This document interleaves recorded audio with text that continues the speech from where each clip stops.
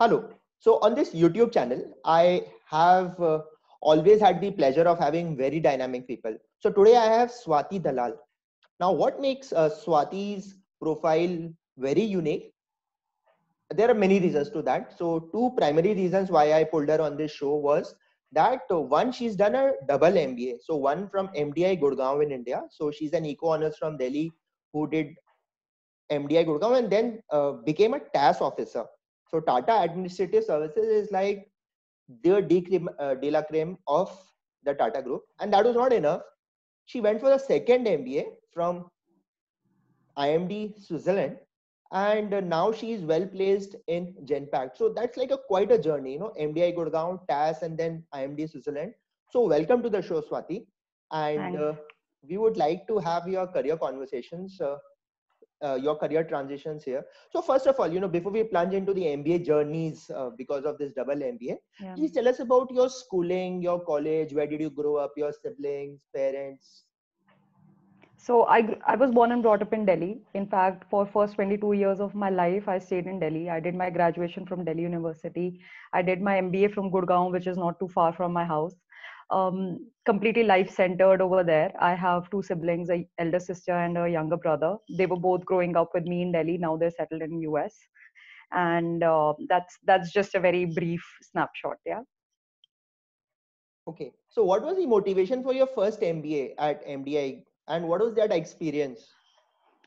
So the first motivation, I'll be very candid here and be very honest over here. I was doing my economics from Delhi University, and I didn't know better, to be honest with you. The only two career paths in front of me were that either I get placed in one of the consultancies like UIT or Aon, at that time was a different company, or one of these financial KPMG, Amex, etc., and become an analyst over there.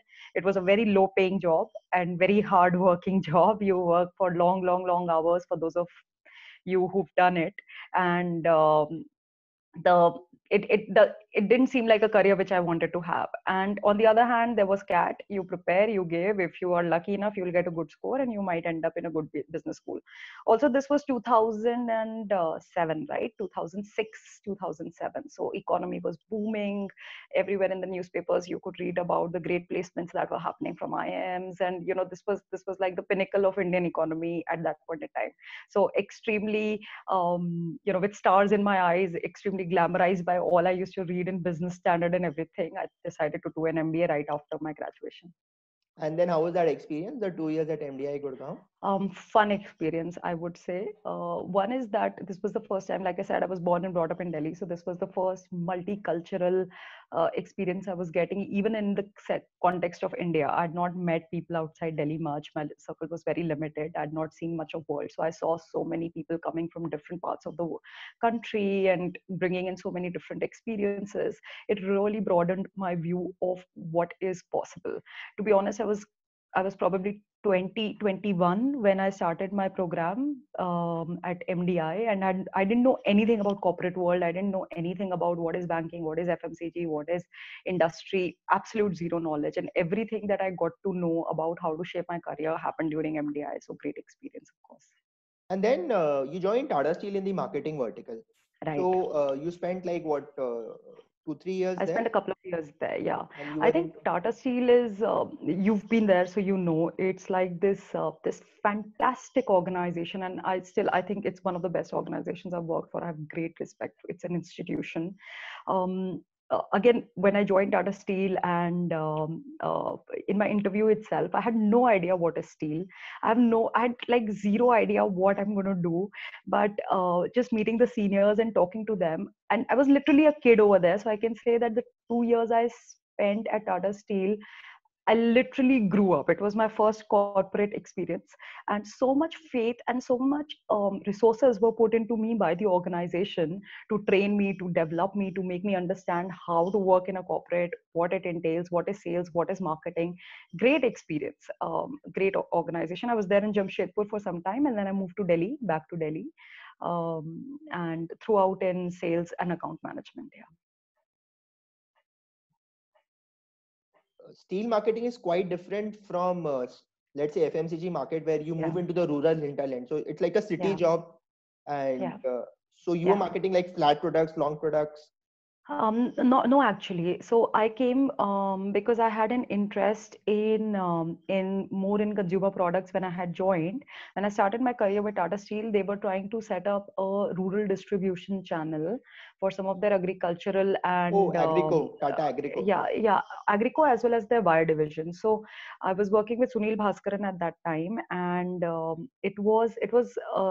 my entire role for 1 year was centered around setting up this distribution network in Odisha, Jharkhand, Bihar. So a lot of travel into deep hinterlands of the country. Oh, acha. And it was a very interesting experience because, like I said, I'd never left Delhi. I'd not seen the world, and this really brought me up close and personal with what is real India. I'd never seen East India before, and that 1 year in Jamshedpur was excellent learning. It was more like a project based experience, and then eventually I moved to flat products after a year or so in Delhi.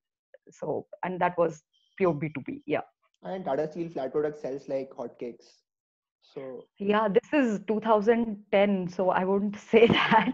We were like still reeling from depression. There was a lot of pressure on the system as well.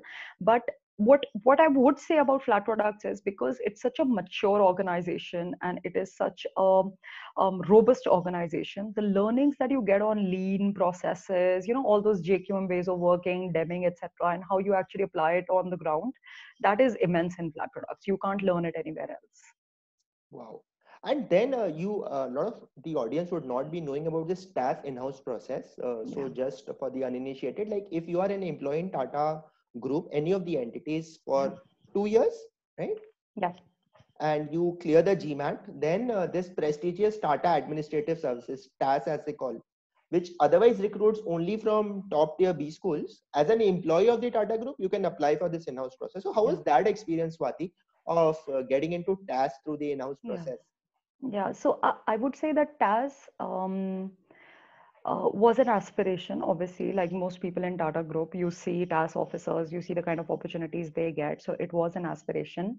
Uh, However, it was something that because it's such a long journey, it's not something that you can completely dedicate yourself to for 8 months and not do your job. So for me, it was an option. It was an upgrade into what I was doing. And what I was lucky with, and what I would recommend a lot of people who are going through this route is, and you and I spoke a lot at that point in time, is network extensively with people within the TAS world, right? Because the process is pretty simplistic. You give your GMAT. If you have a certain kind of score, you can apply. There's a long application form which you have to handwrite. It's just, I don't know if they still do that. And then there are rounds of group discussions, there are presentations, there are interviews, there are multiple rounds. It's a very holistic process which lasts for months altogether. I think it starts sometime in September, October, and it goes on till March of the following year. So it's a long process. It's a long drawn process. Um, but most important thing is that everybody is more than willing to help within the TAS network. So reaching out to as many TAS people as possible, reaching out to as many senior managers for help. I remember that even within Tata Steel, I had gone to so many top managers, all the VPs and who not, and I was completely shameless about it. I would say, I'm applying for TAS and I need your help. Can you take a mock interview? Can you please read my application? Can I do a roundup with you? I was completely shameless about it, and I don't know how many people I went to in that process. So it was and finally it happened. Yeah. There's a lot of sweat and blood that went into TAS as well. Along with Yeah, your it is a long full-time process. job into the flat Yes, products, you were but preparing again, for that. it depends on your team also, right? I had a super supporting boss. And he was more happy than I was when I got into TAS at that point in time. So it also really depends on the people you're working with. Yeah, because otherwise that insecure boss, the moment he senses that you're Yeah. appearing for TAS, so he might make life very difficult for you. Yeah. Which hopefully doesn't always happen in Tata Group, right? There's a huge nurturing culture. People always want you to do better for yourself and learn within the group. So at least that was my experience with Tata Steel, which was fantastic. Yeah. So then tell us about more about TAS. TAS took you through myriad Tata Group companies. Yeah. Which was the best in, as I read through your LinkedIn profile, Tata Autocomp, Tata Teleservices, Tata Power, Dorabji Tata Trust, Tata Trend. So like you've seen so Yeah. many retail, power, auto, telecom, then NGO. So, what would be your memories from TAS? And how is TAS very different from a normal Tata Group employee? Huge difference. So first of all, there is a huge difference. I've experienced both. I was with Tata Steel as a Tata Steel employee, and then as a group resource within the TAS umbrella. Again, I would say the first and the biggest difference is the kind of opportunities that you will get, right? The kind of doors that open up for you if you are a task person. And the program is structured in a way, it is obviously a legacy program. It has huge amount of support within the group, and the kind of doors it opens up for you is just amazing. So just by the virtue of opportunities that you get.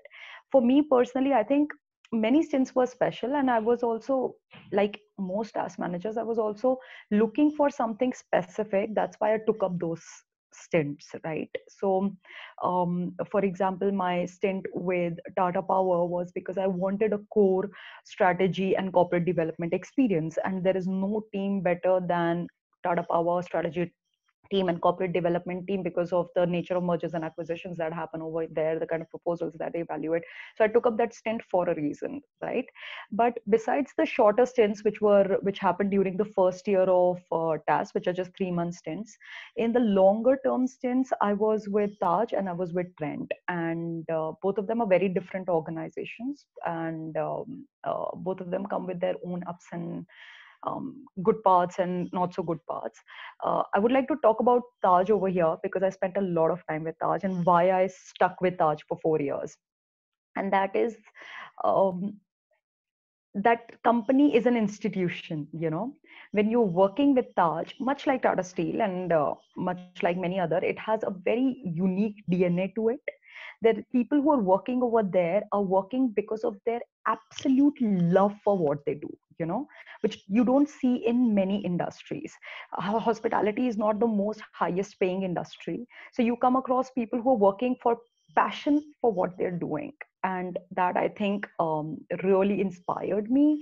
I met some amazing people over there during my journey in Taj, and I think that was a great experience. And do task officers eventually become MDs? Like that's the unwritten rule. No, there's nothing like that. I wouldn't say that. I would not say that you should read. I don't buy that view. I think it opens up So doors for historically, you. there that has been the Yeah, trend. So obviously. people, I think we're all living in times and where companies are going through constant evolution, right? So even you as an employee, you have to constantly keep on innovating yourself, reinventing yourself to upgrade your skills, and you can't rely on just one badge. TAS is a badge, and it definitely gets you into the room, but what you do in the room is completely for you, up to you, right? So I don't think that it's a kind of program that, oh, you're going to be an MD and it's written down. There's no such yeah, rule. because that's often a perception that when I went to IIM Ahmedabad later, I saw people that Yeah. TAS means that like 20 years down the line, you're going to become a CXO in a Tata Group company for sure. Which is why you also see a lot of task managers leaving after the first couple of years of task, right? Because the program, like I said, will provide you an opportunity. What you do with the opportunity is completely your own doing. So when I joined Taj, I joined a specific team, and I got that opportunity because I came from task cohort, and that team was that was an all task team, like, you know, there were some 7 8 people in the team, and they were, except the head of the team, who came from a banking background, the entire team was a task team. Nobody's going to wake up and ask you every day, oh, you're task, so you should, you know, you should be growing. So yeah, that doesn't happen. Nobody really cares after a point, and you do your job and you perform, so you get promoted. Yeah, that's a more rational view, no? Because otherwise, that kind of view which people have on B schools is it kind of jeopardizes their interview process because you kind of become so stressed that task is Yeah, so yeah, big, you kind of freak out in the interview process. no, it's not like that. It's in fact I would say that it is one of the most balanced programs, because you don't really start at a, you know, GM level or VP level. You start at a manager, senior manager level, and then you make your way upwards. So just to give you examples of what TAS does for you, say I was with Taj for 4 years, and after 4 years, I felt that, okay, I've pretty much done everything I wanted to do in that role, and now I'm ready for my next step, you know. And also, I wanted to leverage the program, see a couple of more industries, etc. So I decided that I should move out of Taj and see probably a few more companies. And at that point in time, this is what the program is, that in a normal, as a Tata Steel employee, I would probably not be able to go to a Tata Power or a Voltas or a Trent or a Taj saying that now you give me a job, right? Yeah. Which happens in the case of TAS, that if you reach out to your network within TAS, and I would not even, TAS office is super helpful. They would provide you a lot of opportunities, but the network of TAS is so strong that when you reach out to those people, they would open up doors for you within a matter of days. Like, you know, you'll make a few calls and they'll be like, oh, there's an opening here. Why don't you look at this? Why don't you come over here? I can introduce you to XYZ. It's a very, very, very robust process. Yeah, so it's like, that network access that you have is like quite demanding. Means quite Yeah. helpful that way. Yeah. All right. So then what was, so you're well settled in TAS. Your husband Kshitij was also a TAS officer, both in Bombay, doing well. So you were in the last in Trent, and Kshitij was also in Tata Motors. Yeah. Yeah. So then both well set life. Then suddenly, first Kshitij went for an MBA. You took a 1 year Yeah. sabbatical, and then you went for an MBA, and that also from one of the most beautiful places in the world, Switzerland, Yeah. IMD Switzerland. So this was a major career transition, Swati. Right. So Right. tell us more about that. So I think it was, first of all, it was not an easy decision. It was a very hard decision. It took us many, many, many months to take this decision. We were both, my husband and I, we were both in middle management roles, and we were both doing fairly well on our career paths. And he was a GM, I was heading a small team, and we were on that path that if we would have continued, then things would have been good for us within Tata Group as well. However, we're both big travelers. We love traveling and going to newer places, and we also have a lot of friends within TAS umbrella, right? And this is not something, first of all, I'll make it clear that this is not something unique that we did. We had many inspirations from the TAS circle, who we followed in our path to do a second MBA. Doing a second MBA is quite common within TAS circles. And we have lots of friends who went to Harvard, Booth, Chicago, Oxford, Stanford, etc. before we took this call. And we'd seen their journeys. They were extremely inspirational. People who spent 5-7 years within TAS got some solid experience, and then they moved to different opportunities outside. However, when we started, we were not thinking about any of this. When we started, it started more like that.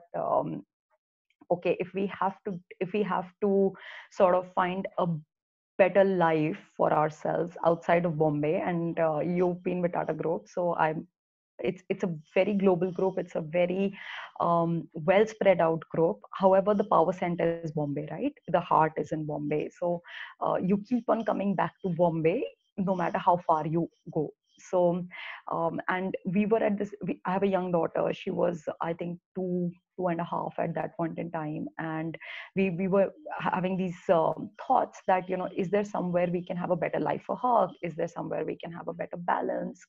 What do we do next? How do we get out of this Bombay busy life and everything? We were kind of getting tired of that, and that was the basic. And then you see stories of so many people who went to Harvard, Stanford, blah blah blah, and you get inspired. So that was the starting point of the story. However, we're not fully decided whether we're going to leave Tata Group and go for good, or we'll just take a break and live, get an experience and sort of take a sabbatical for a little while and then come back. We'd not taken that call at that point in time, especially when Kshitij decided to do it. So when Kshitij decided to do it, we were like, let's just take 1 year of break, and he would do his MBA from IMD because one, it was extremely well aligned with his experience. It's a school known for industry, placements in industries, very good connects with European manufacturing industries. Kshitij had that kind of strong background with motors, very, very, very strong emphasis on leadership. So what you see is the average age is 30 plus. So you have a lot of people within 30 to 35 bracket coming over there for their MBAs. So it was a very good fit from the point of view of where we were in our career, the kind of profile IMD attracts and the kind of future prospects that IMT creates, right? So that was the reason for him to look at IMD. It helped. It was obviously a huge plus that it was Switzerland, because we were also very cognizant about that fact. We had looked at INSEAD, but INSEAD is in Fontainebleau, and Fontainebleau is a very small city, almost like a French village. I haven't gone there, but that's what I've heard. And then if Amaya had to move, then we didn't want it to be a place where there's not proper schooling, or other things become an issue. We wanted a city which was reasonably safe and big enough, but not too big to become difficult to live in. Yeah. So there were a lot of factors we weighed in. For months we were making these weighted average charts of what makes sense, and finally we zeroed down on IMT, and I think that was one of the only schools he applied to, and he got it. And I had not decided by then what I'm going to do. So he started his program, and I was still in Bombay at that point in time. But once I visited Lausanne, it's such a beautiful city. It has such a calming effect, and I could see Amaya over there completely like blending into the city. So I decided to take a sabbatical and join Kshitij for 8 to 10 months. And the idea was that once his program gets over, maybe we'll both come back and join Bombay. We would have got a nice break and everything. But as he started experiencing program, it really changed his perspective, and he got super into it. And he was like, this is excellent, and the kind of opportunities I can get after this are fantastic, so you should apply as well. He was the person who actually motivated me to do it. And even then we didn't know what we'll do. And this I'm telling because that's life. You can't plan. This is how life goes on, and I think it's important to know that nothing gets planned in advance. So I applied, I took my GMAT, I got into IMD, I had an admit, and now I'm waiting that do we stay, are we going back, should I join next year, not join. So finally we decided, okay, I join. And then his next step started, which means that he has to find a job here, because he can't look at Germany, he can't look at UK, he can't look at anything else. He has to stay here. So that's the starting point. Yeah. So then he got a job in Honeywell. You started IMD. Now, in terms of this second MBA, so was it like a deja vu kind of an experience that a professor comes and teaches stuff in the classroom, and you are like, okay, I've already read this. So because I have actually not done a second MBA, but I've heard that this has actually become quite now trendy, as you were also saying that a lot of your task friends are doing it. Yeah. So in the second MBA, like, how is that? Is there a sense of deja vu sets in that, I've already gone through this, been there, done that kind of a thing? And how is it different?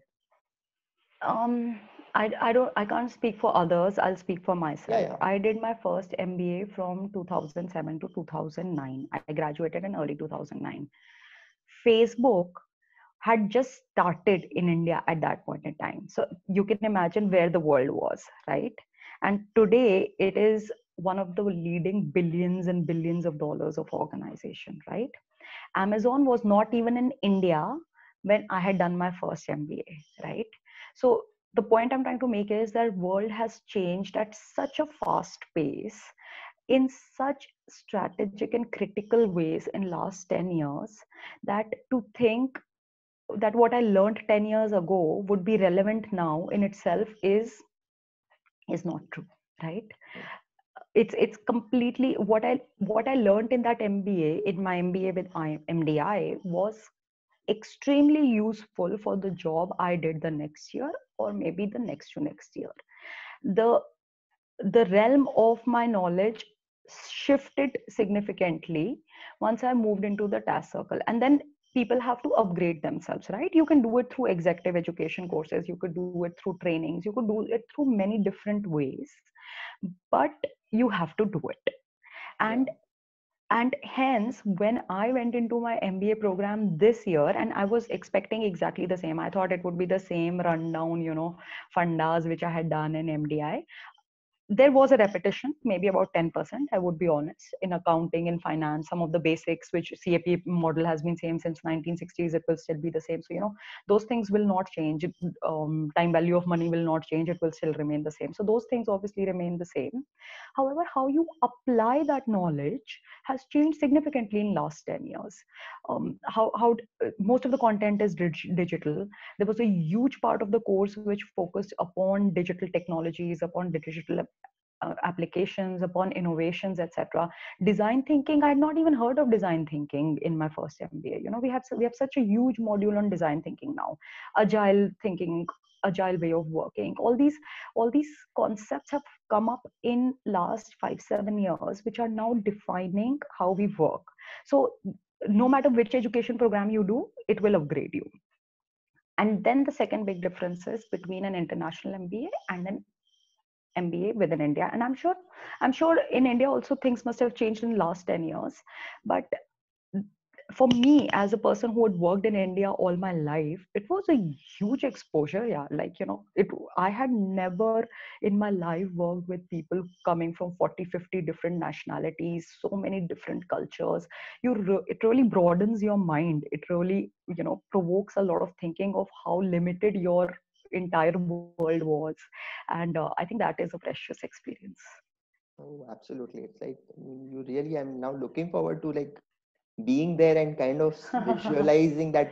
So you're studying in within the beauty of Switzerland. So that's Right. one advantage. And then nationalities, 50 nationalities. And so one thing is that about the European MBA is that they don't offer you campus placements. And the Mhm. cost is kind of phenomenally high. So how does that stack up, in terms of IMD? Like, how is that ROI if you were to look at just some Yeah. numbers? What's the cost, the fees, the extra living expenses, and then what kind of placements do people get in? Are there difficulties because the college? Yeah. Because in India, it's like, day one, day zero, day two, day three, and Yeah. it's Yeah. set. Yeah. So, first of all, it's not true that there are no campus placements. There are campus placements. However, it is not structured the way it is structured in India. So, you will not have a day zero, day one, day two. There's no concept like that. Companies which have long lasting relationships with institutes, they come for presentations, then they will come for first round of interviews. Usually, final rounds will take place at their premises. It's not 3-day process. It is usually a 3-month process. So, it has its own flow. However, B schools play a very, very critical role in getting companies on campus, in making sure you're connected to the companies, and aligning and assisting that process. Yeah. So it's not true that that you're on your own and now you go and find a job. It doesn't happen like that. Oh, is it? I got a job from IMD recruitment team's help. My husband got a job with IMD recruitment team's help. So there are more and many companies which are there. In fact, IMD is still a niche school. It's a smaller school. If you go to NCR, Harvard, Stanford, there are big, big, big processes like, McKinsey, BCGs and all. They say that, they take people in truckloads. So it's not true that campus placements are not there. They are there. However, there is no the kind of even in India, B schools don't provide you an assurance that you will get a job, or there's no job guarantee. However, there's a lot more emphasis on making sure everybody gets placed within those 3 days, within those 4 days, which is not the case here. So, for example, just to give you an illustration, IMD had placed, I graduated in December, and of a batch of 90, almost say 60 people had jobs in hand by the time we graduated. 30 still didn't have jobs in hand. Which doesn't mean that now they're on their own. The recruitment office will keep on providing them service and will keep on providing them network and connections for for as long as it takes. But there is a lot of individual effort which is required as well. Also, there's no spoon feeding in these colleges. So for example, if when I was running on a Genpact process, okay, IMD connected me to Genpact. Hello Genpact, here is a candidate. Now it is for you, your visas, your interviews, how you schedule them, how you schedule your travel. You have to go to London, you have to make the calls. That's all for you to do. And that is also the expectation, right? If you're a 30 someone person who's aspiring for a fairly senior position, then you should be able to do it as well. And that's the expectation.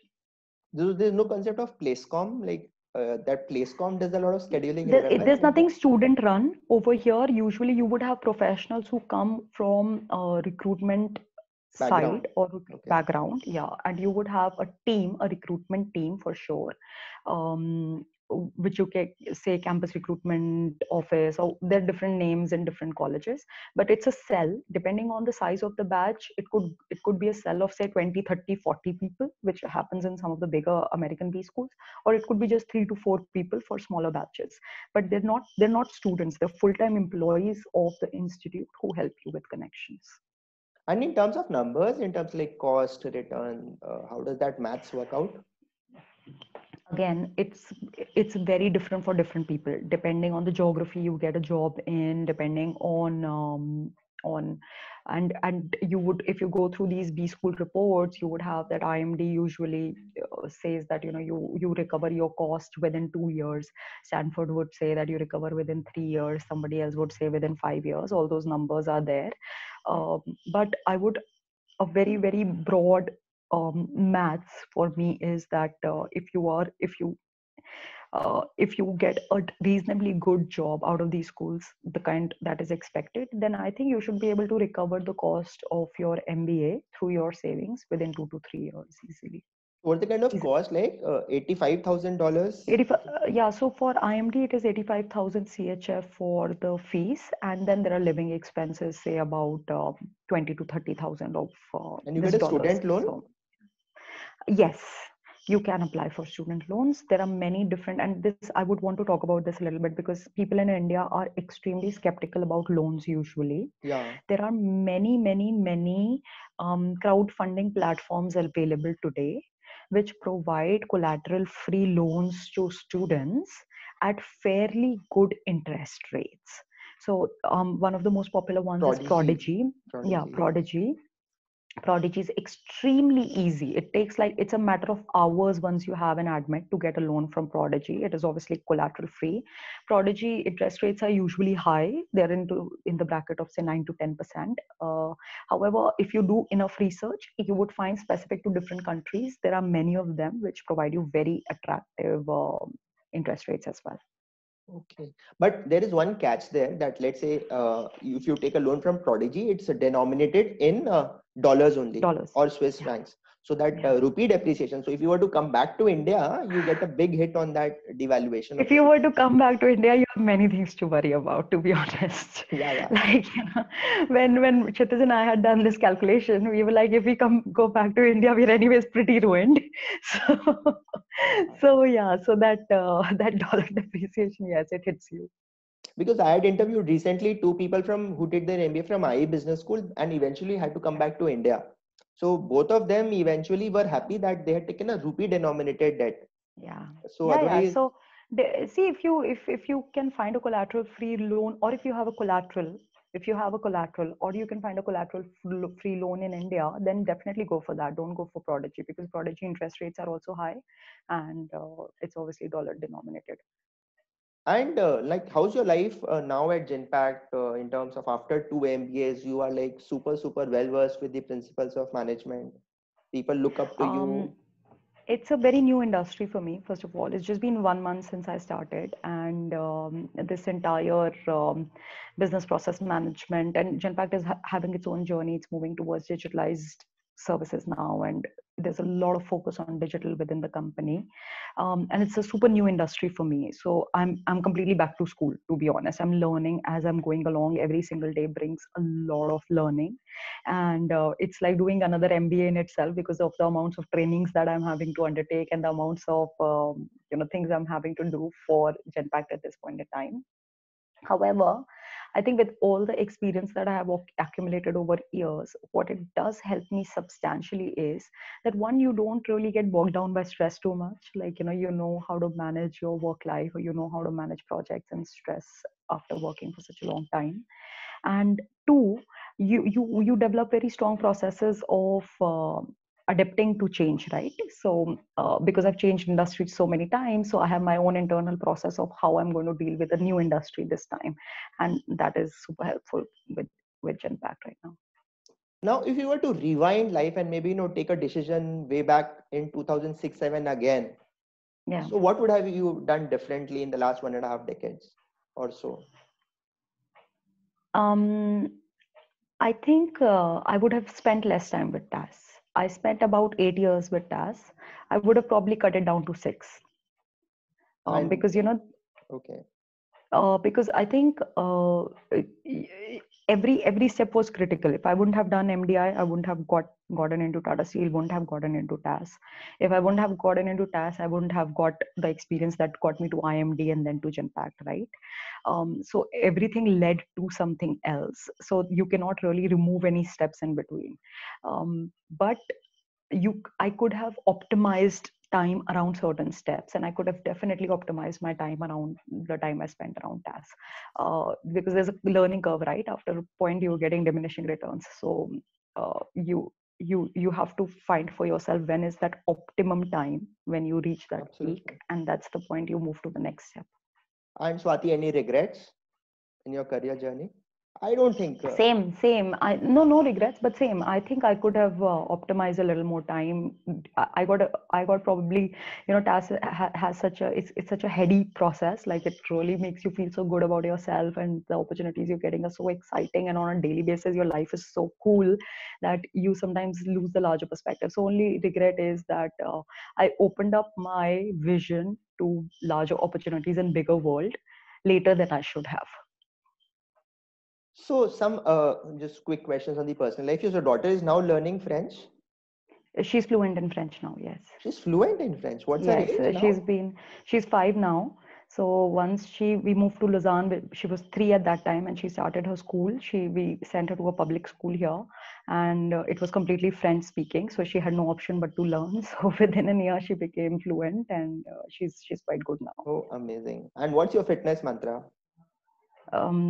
Just running around her, yelling at her, making her do things which she doesn't want to do. Yeah. I think I tell my wife also to do some fitness, and she says you got 2 daughters and they make me run around Yeah, too that's much. enough. Yeah, that's enough. That's the only thing. And surviving in general. All right. So thank you so much, Swati, for being on the show. Any last word of advice to people who will be watching this Think show? big. Think big. Always think big. Like the biggest you can. I still think I think small. So think big. All right. That is something which is very good. Thank you so much, Swati, for sparing your time for this show. And it's been an amazing pleasure. Thanks. Thank you. Thank you. Bye-bye. Thanks, Anurag.